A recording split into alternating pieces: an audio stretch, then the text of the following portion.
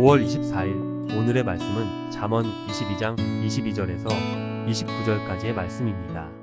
약한 자를 그가 약하다고 탈취하지 말며 권고한 자를 성문에서 압제하지 말라. 대저 여호와께서 신원하여 주시고 또 그를 노력하는 자의 생명을 빼앗으시리라. 노를 품는 자와 사귀지 말며 울분한 자와 동행하지 말지니 그의 행위를 본받아 내 영혼을 올무에 빠뜨릴까 두려움이니라. 너는 사람과 더불어 손을 잡지 말며 남의 빛에 보증을 서지 말라. 만일 갚을 것이 내게 없으면 내 누운 침상도 빼앗길 것이라. 내가 어찌 그리하겠느냐. 내 선조가 세운 옛 지계석을 옮기지 말지니라. 내가 자기의 일에 능숙한 사람을 보았느냐. 이러한 사람은 왕 앞에 설 것이요 천한 자 앞에 서지 아니하리라. 아멘. 네, 오늘도 말씀 앞에 나온 여러분들을 축복합니다. 여러분들은 여러분들의 삶에 정해놓은 기준이 있으신가요? 혹은 가족 대대로 내려오는 원칙, 가칙 같은 것이 있으신가요? 이스라엘 백성들의 삶의 기준은 모든 것이 하나님의 말씀이었습니다. 하나님의 율법이 그들의 삶의 대대로 내려오는 가칙이었고 그들의 개인의 삶의 기준도 하나님이셨습니다. 또 그들이 살고 있는 땅을 분배할 때도 한 사람의 땅의 경계선을 정해주신 분이 하나님이셨습니다. 바로 이것이 오늘 말씀에 나오는 지계석입니다. 땅의 경계를 표시해 놓은 돌이라는 뜻이죠.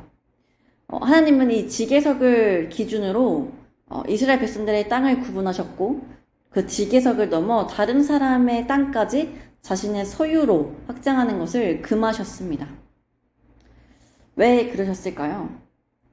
만약 이 지계석이 없다면 이스라엘 내에서도 끊임없이 땅의 분배 문제를 놓고 전쟁을 치렀을 것입니다.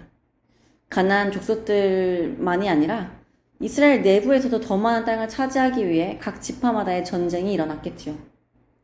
그리고 오늘 잠언에서 말씀하듯이 약한 자를 탈취하고 권고한 자를 압제하고 또 노력하고 생명을 빼앗고 또 다른 사람을 올무에 빠뜨리고 또 다른 사람의 어떤 손을 잡고 보증을 서며 나중에는 그러한 일들로 계속 빚이 늘어나서 내 누운 침상까지도 빼앗기는 불행한 삶을 살게 될 것이기 때문입니다.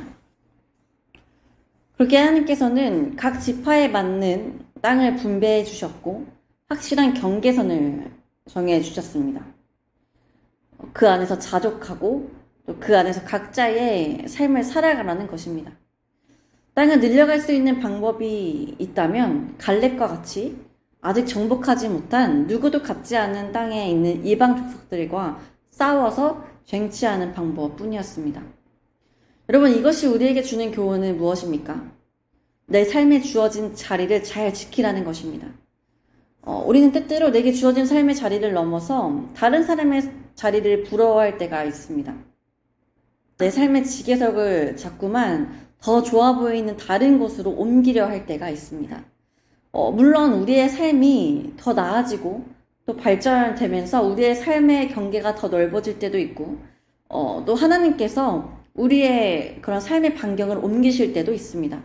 그러나 우리는 어떠한 노력보다는 오늘 잠언의 말씀처럼 다른 방법으로 우리의 욕심대로 우리의 삶의 지계석을 옮기려 할 때가 더 많습니다. 여러분, 이러한 삶은 어떻습니까? 마치 땅을 차지하기 위해서 전쟁을 불사르듯 불법적인 방법으로 남의 것을 탐하며 서로를 죽이고 다투며 살아가게 됩니다. 또 SNS와 같은 곳에서 자신의 삶과 다른 사람의 삶을 비교하며 우울해하기도 하고 자기 연민에 빠지기도 합니다. 그래서 자신이 원하는 다른 사람의 삶을 살기 위해서 거짓된 자신의 모습을 만들어내기도 하고 또 그런 삶을 살아보고자 아등바등 돈을 벌며 살아가기도 합니다. 오늘 잠언은 우리에게 이것을 경계하고 있는 것입니다. 여러분, 우리 삶의 지계석을 놓으신 분은 하나님이십니다. 여러분의 가정도 여러분들의 터전도 그렇습니다. 그렇게 하나님께서는 우리에게 우리의 각자의 삶 속에서 하나님의 은혜를 발견하시기를 원하십니다. 내게 주어진 것 이상을 탐하며 사는 자들이 아니라 먼저 우리의 삶의 경계 속에서 허락하신 하나님의 은혜를 발견하고 그 유익을 누리며 감사를 고백하기를 원하십니다. 사랑하는 여러분, 오늘 여러분들은 어떠한 마음으로 여러분들의 자리를 지키고 계십니까? 이 삶은 내가 원하는 삶이 아니라고, 저렇게 사는 삶이 부럽고 나도 저렇게 살고 싶다고 불평하며 그 자리에 있진 않으십니까? 지금 여러분들의 삶의 경계를 놓으신 하나님의 뜻과 은혜를 발견할 수 있기를 소망합니다. 그리고 지금의 경계선을 넘어 하나님께서 여러분들의 삶을 더 확장시키실 그때를 소망하셨으면 좋겠습니다. 오늘 본문 마지막 절 29절에 보면요. 내가 자기의 일에 능숙한 사람을 보았느냐? 이러한 사람은 왕 앞에 설 것이라고 말합니다. 여러분, 이것이 바로 우리의 삶 속에서 우리의 삶의 자리를 잘 지켜나갈 때 하나님께서 우리에게 주시는 은혜입니다. 여러분들의 삶을 잘 지켜나가셔서 지금보다 더 넓은 곳에서 여러분들의 삶의 지계석을 놓아주실 그 하나님을 소망하며 살아가시기를 간절히 소망합니다. 기도하시겠습니다. 주님, 오늘도 말씀으로 하루를 시작하게 하시니 감사드립니다. 주님, 이스라엘 백성들의 삶에는 늘 하나님이 중심이 되셨습니다. 그들의 삶의 태도뿐 아니라 실제적인 그들의 삶의 터전의 경계도 하나님이 정해 주셨습니다. 그래서 그들은 그 경계선 안에서 하나님의 은혜를 발견하며 살아갔습니다. 주님, 우리도 우리의 삶의 터전의 경계를 허락하신 분이 하나님이시라는 것을 깨닫길 소망합니다. 그래야 주께서 우리에게 허락하신 삶의 경계 안에서 하나님의 은혜를 발견하고 하나님의 사랑을 발견하길 소망합니다. 때때로 그것이 우리를 답답하게 하고 좌절하게 하고 어렵게 할지라도 우리가 선하신 하나님을 믿는다면 우리 삶에 하나님의 뜻을 발견하게 하여 주시옵소서. 또한 세상의 방법이 아닌 하나님의 방법으로 우리의 삶의 지경을 넓히시고 우리의 삶을 하나님의 영광을 더 드러낼 수 있는 곳으로 인도하여 주시기를 소망합니다.